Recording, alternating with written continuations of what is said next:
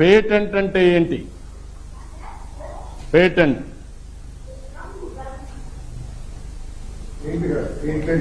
ఇది పెయింట్, నేను అడిగింది పేటెంట్. మీ పుస్తకంలో పెట్టాం ఐడియాని. ఇప్పుడు మీరు ఒక వస్తువుని తయారు చేస్తారు, మీరు సమాజంలో చూస్తూ ఉంటారు. చూస్తూ ఉంటే మీకు కొత్త ఆలోచన వస్తుంది.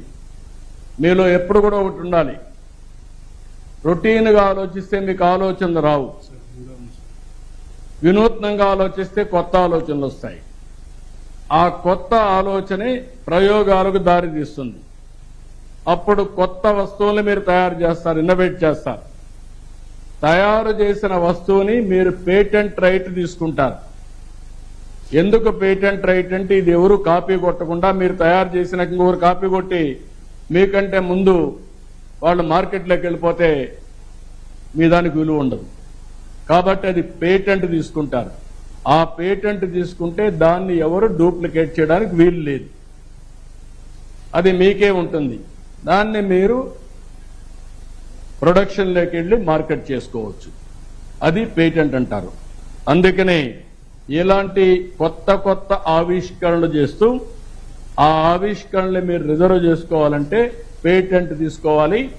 అది ఒక అప్లికేషన్ ఉంటుంది, అవన్నీ మళ్ళా మీకు ఎక్స్ప్లెయిన్ చేస్తారు. ఇక్కడ ఉండేవాళ్ళు ఏం కావాలనుకుంటున్నారు మీరంతా?